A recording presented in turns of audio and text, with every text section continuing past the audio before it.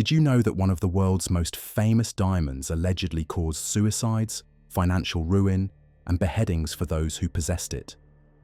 Or that another legendary necklace was torn from a sacred statue, unleashing a curse that followed it across continents? These documented histories of 8 extraordinary necklaces represent the height of human craftsmanship and the depths of human cruelty. Like whispers from a dark past, they carry centuries of dark secrets.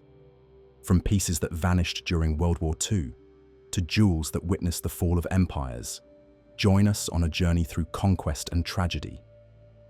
The real question remains: who has the right to claim these treasures at all? The Hope Diamond, a cursed deep blue legend. The most dramatic and enigmatic chapter in the Hope Diamond's history began long before the chaos of the French Revolution. According to persistent legend, the diamond originated in India, extracted from the fabled Golconda mines, home to some of the world's most exquisite gems. But the story takes a sinister turn with the claim that the original uncut stone was stolen from the eye of a sacred statue of the Hindu goddess Sita, or sometimes Durga, in a temple dedicated to her worship. This desecration, the story goes, invoked a powerful curse from the goddess herself, condemning the diamond and its future owners to a path of misfortune, madness, and death. While historical accuracy around the temple theft is debatable, the myth has clung to the gem ever since, fueling its reputation as not just rare, but cursed.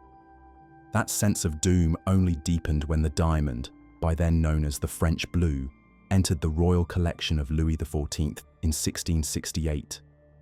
Set in gold and worn for ceremonial occasions, the stone came to symbolize both opulence and divine right.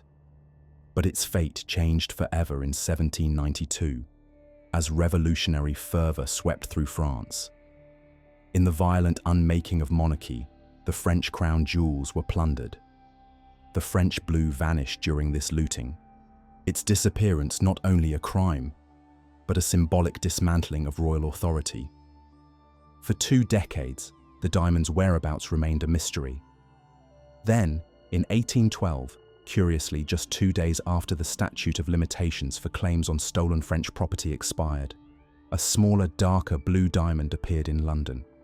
It weighed approximately 45.5 carats, dramatically reduced from the original 112. Through this recutting, the diamond had been altered beyond easy recognition. What emerged was not simply a new jewel, but a ghost of its former self, one whose transformation allowed it to evade detection and rightful restitution. In this act, the diamond passed from regal artifact to laundered relic, now free to haunt a new generation of owners. It eventually entered the hands of the Hope family, wealthy London bankers whose name the gem would permanently inherit. But their ownership proved no talisman against ruin. Lord Francis Hope inherited the diamond amid a spiraling decline in the family's wealth, worsened by reckless spending and scandal. Financially crippled by the early 1900s, he was forced to sell the diamond under extreme economic pressure, a transaction that, once again, saw the Hope diamond change hands not by desire, but by compulsion. Yet no owner would become more famously entangled with the diamond's shadow than Evelyn Walsh McLean, the flamboyant American heiress who acquired it in 1911. At first, she dismissed the curse as a marketing ploy, but her life soon played out like a cautionary tale. Her young son was tragically killed in a car accident. Her daughter died of a drug overdose. Her husband descended into madness and died in an asylum. Even the family newspaper empire collapsed under scandal and debt. Through it all, Evelyn clung to the diamond, wearing it often as a pendant and even placing it on her dog during parties, perhaps daring fate or trying to tame it through possession. Instead, she became its most famous victim. In the end, the Hope diamond is more than a jewel. It is a symbol of splendor entwined with sorrow, a reminder that beauty and misfortune are not mutually exclusive. Whether or not the goddess ever laid a curse on it, the diamond's history is filled with enough betrayal, downfall, and tragedy to make such myths feel eerily plausible. its legacy endures not just in museums, but in the enduring question: what price comes with owning such brilliance? The Marie-Louise diadem and emerald necklace, Napoleon's love and exile. Unlike fabricated provenance designed to sell jewelry, Napoleon's gifts carried genuine imperial significance.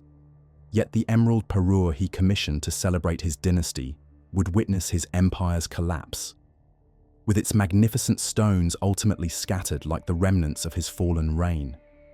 In 1810, Emperor Napoleon Bonaparte commissioned a magnificent emerald and diamond parure as a wedding gift for his new bride, Archduchess Marie-Louise of Austria. Created by the jeweler Etienne Niteau, this extraordinary set featured a diadem, necklace and earrings adorned with emeralds from Colombia's Muso mines that glimmered with an almost haunting intensity.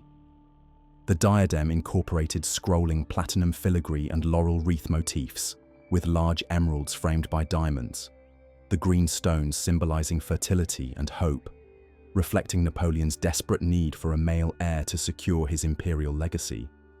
The parure's fate was sealed in 1814 as Napoleon's empire crumbled and Allied forces advanced on Paris, forcing the emperor to abdicate. Marie-Louise, barely into her 20s, made the fateful decision to return to her Austrian family, rather than follow her husband into exile. The emerald parure had been gifted to her personally, unlike the French crown jewels which remained state property, allowing her to take these magnificent jewels when she fled. This single decision permanently removed these imperial treasures from French possession. Following Napoleon's final defeat at Waterloo in 1815, political arrangements ensured Marie-Louise would never reunite with her husband. The emeralds, testament to Napoleon's grand ambitions, remained with her in Austria until her death in 1847, then passed to her Habsburg relations. In a final indignity to Napoleon's legacy, the diadem underwent a dramatic transformation in the mid-20th century. Its valuable emeralds removed and replaced with 79 Persian turquoises of lesser value. The Napoleonic amethyst parure, Sweden, royal elegance and dynastic echoes. While Marie-Louise's emeralds symbolized Napoleon's imperial ambitions, another collection of magnificent jewels tells an equally compelling story of dynastic transitions through an entirely different mechanism. The amethyst parure of Empress Josephine, Napoleon's first wife, followed a path defined not by military defeat, but by the dissolution of a marriage that would redirect these royal treasures across European borders. The divorce between Napoleon and Josephine in 1809 stemmed from political necessity, Napoleon's need for a male heir. In a remarkable gesture acknowledging their enduring connection, Napoleon permitted Josephine to retain significant portions of her jewelry collection, including the spectacular amethyst parure. These violet gems became tangible echoes of her imperial status, preserving her dignity even as she surrendered her title as empress. Upon Josephine's death in 1814, the amethysts passed to her son, Eugène de Beauharnais. This transfer occurred during extraordinary political upheaval as the Napoleonic Empire crumbled. The jewel's journey continued when Eugène's daughter, Princess Josephine of Leuchtenberg, named for her imperial grandmother, married Crown Prince Oscar of Sweden in 1823. This strategic marriage strengthened the Bernadotte dynasty, founded by Jean-Baptiste Bernadotte, one of Napoleon's former generals who had become King Charles XIV, John of Sweden. The amethyst parure crossed national boundaries as part of Princess Josephine's dowry, creating an unexpected fusion of Napoleonic legacy with the Swedish royal line. For nearly 2 centuries, the Swedish royal family has treasured these jewels. Each queen and princess who wears them reinforces the lineage connecting back to Napoleon's first empress. Queen Sylvia modernized the collection by mounting the necklace on a tiara frame and linking the bracelets to create a second necklace. The Black Olaf, Eye of Brahma, diamond necklace. The Black Olaf diamond's journey began with violent desecration, when the 195-carat stone was forcibly torn from a Hindu temple statue in Pondicherry, India, where it served as one of the eyes of the god Brahma. This act of sacrilege allegedly unleashed a curse powerful enough to drive 3 successive owners to leap to their deaths. Unlike European jewels that changed hands through documented inheritance or strategic marriages, this sacred object was violently extracted from its religious context. Historical accounts suggest a renegade monk or Jesuit priest committed this shocking violation, transforming a venerated religious artifact into a mere commercial commodity during the colonial era. The desecration represented a profound spiritual betrayal, emblematic of the broader pattern of colonial powers appropriating cultural and religious treasures from subjugated regions. The sacred eye of a deity became nothing more than a valuable stone to be bought and sold. The documented history of the Black Olaf contains a troubling gap between its theft from India and its appearance in New York in 1932. This missing provenance amplifies the diamond's sinister reputation. The alleged curse manifested swiftly. Diamond dealer J.W. Paris died by suicide, jumping from a Manhattan skyscraper shortly after arranging the diamond's sale. The violent pattern continued when 2 subsequent owners, Russian princesses Leonila Galitzina Bariatinsky and Nadia Vigin Orlov, reportedly jumped to their deaths in 1947. The lack of verifiable records about these deaths has fueled skepticism about the curse, yet the diamond's ominous reputation persisted strongly enough that a later owner, Charles Winson, took drastic measures. Attempting to break the curse, Winson had the original stone cut into 3 pieces, a physical dismemberment that paralleled its earlier spiritual desecration when removed from the deity's statue. The Timur ruby necklace, imperial spinel necklace. Physical dismemberment may have been one approach to addressing a gem's dark past, but the Timur ruby's troubled history remains permanently marked upon it. This 352.5-carat spinel bears the actual inscriptions of each ruler who seized it through violence, a literal record of conquest that now sits quietly in the British Royal Collection. In 1739, Persian ruler Nader Shah unleashed his armies upon Delhi. The invasion resulted in unfathomable bloodshed, with historical accounts estimating between 20,000 and 30,000 civilians massacred as the Mughal treasury was systematically plundered. Among the spoils seized that day was this magnificent red spinel, alongside the infamous Koh-i-Noor diamond. After the conquest, Nader Shah had a Persian inscription etched onto the stone surface in 1740, transforming the gem into a worn diary of conquests. Before this violent act, the stone had already accumulated imperial names engraved upon its face. Emperor Jahangir inscribed his name, and his father Akbar the Great's name in 1612. Later emperors added their marks, each inscription serving as a tangible assertion of ownership. Throughout the decades, the spinel became an evolving document where rulers forcefully wrote themselves into its history. When Nader Shah was assassinated, the gem passed to Ahmad Shah Durrani, who continued the tradition by adding his own name to this living record. The British acquisition came through equally problematic means. Following the Second Anglo-Sikh War in 1849, the Treaty of Lahore formalised the surrender of both the Timur ruby and the Koh-i-Noor to the British Crown. Maharaja Duleep Singh, the last ruler of the Sikh Empire, was forced to relinquish these treasures under military and political duress as the British East India Company annexed Punjab. The Jewels of Helen, Priam's treasure necklace, diadem. While many precious gems bear no physical record of their troubled histories, sometimes the paper trail documenting their theft proves just as damning. Archaeological excavation permits have existed for centuries, establishing clear legal frameworks for the discovery and ownership of ancient treasures. In 1873, Heinrich Schliemann faced a pivotal ethical decision at the site of ancient Troy. Honor his Ottoman excavation permit requiring all findings be shared with authorities, or secretly smuggle away what would become known as the Jewels of Helen. Schliemann deliberately violated his legal obligations, concealing magnificent artifacts, including an elaborate gold diadem adorned with dozens of dangling golden chains. His actions constituted a flagrant breach of archaeological ethics, prioritizing personal ambition over cultural responsibility. Like a modern-day Icarus, his soaring ambition crashed when Ottoman authorities discovered his deception. They initiated legal proceedings against him, resulting in a fine which Schliemann paid, significantly more than required, possibly attempting to secure additional concessions or mitigate his transgression. Schliemann's personal possession of the treasures ended with their transfer to Berlin's Royal Museums in 1881. This donation effectively laundered stolen cultural property into a respected national institution that accepted the artifacts without questioning their problematic acquisition.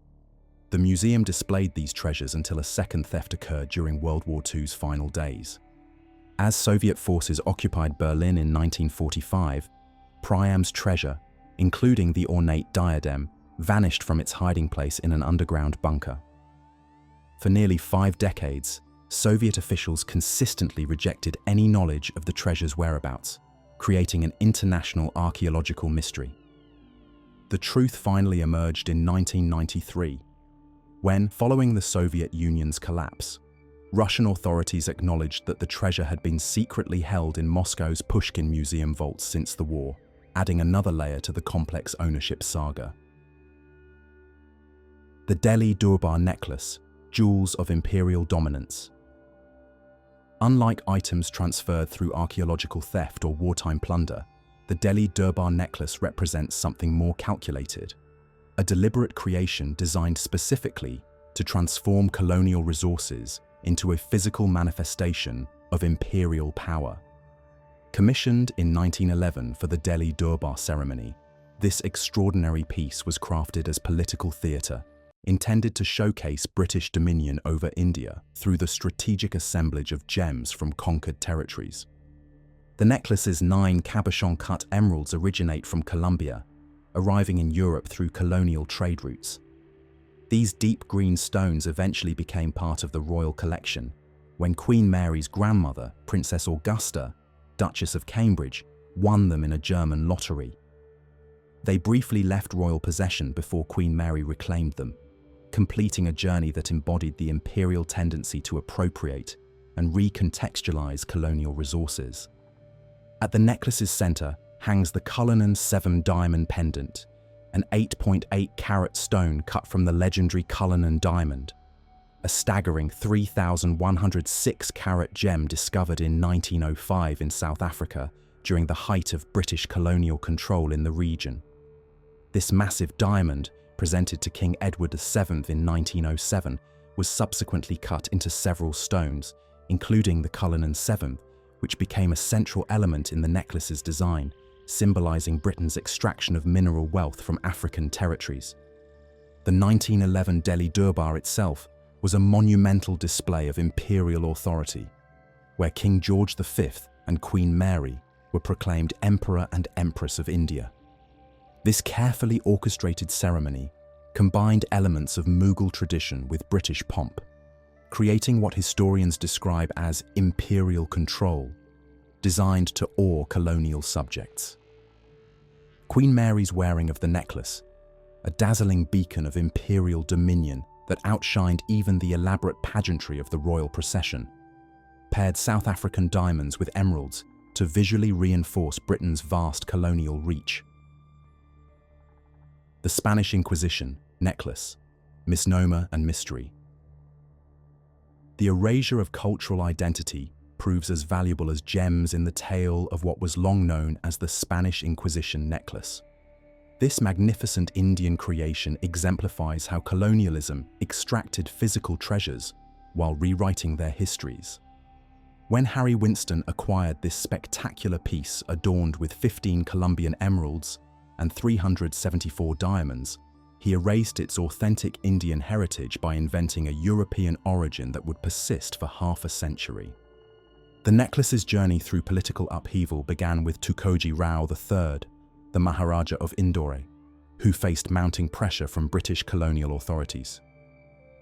The infamous 1924 Malabar Hill murder case, involving one of his courtesans, provided British officials the perfect pretext to intervene in his affairs. This scandal, strategically exploited by colonial powers, ultimately forced his abdication in 1926, a calculated removal that foreshadowed the fate of his treasures. The emeralds themselves tell a story of global colonial extraction. Originally mined in Colombia under Spanish colonial rule, these vibrant green gems traveled through complex networks of official trade and widespread smuggling. Spanish authorities maintained tight control over emerald exports, yet many stones were diverted through illicit channels. Portuguese and Spanish traders likely sold these particular emeralds in Goa or other Indian trade ports, completing their journey from South American mines to Mughal hands. From Indian courts to Western display cases, the necklace's identity transformed with India's independence in 1947. Tukoji's son, Yashvantrao II, confronted severe financial difficulties as the dissolution of princely privileges eliminated traditional wealth sources. This economic pressure forced the sale of royal treasures to Harry Winston. Winston's marketing strategy involved complete historical revision. By renaming it the Spanish Inquisition necklace, a title entirely disconnected from its origins, he rendered its Mughal craftsmanship invisible, like a painting whose signature had been deliberately obscured. This fabricated European identity appealed to Western buyers more than its authentic heritage. Conclusion. As we've seen throughout this journey, these magnificent necklaces represent spectacular craftsmanship and beauty, while embodying the complex interplay of power throughout history. Their ownership reflects centuries of acquisition through conflict, theft, and colonial exploitation. Museums and royal collections worldwide now confront a moral reckoning about cultural restitution. Each necklace stands as a relic stained by the blood of ambition and betrayal, forcing us to confront uncomfortable truths about how beauty and violence have intertwined throughout human history. If you've been captivated by these jeweled chronicles of power, subscribe for more stories of remarkable gems that have shaped our shared past.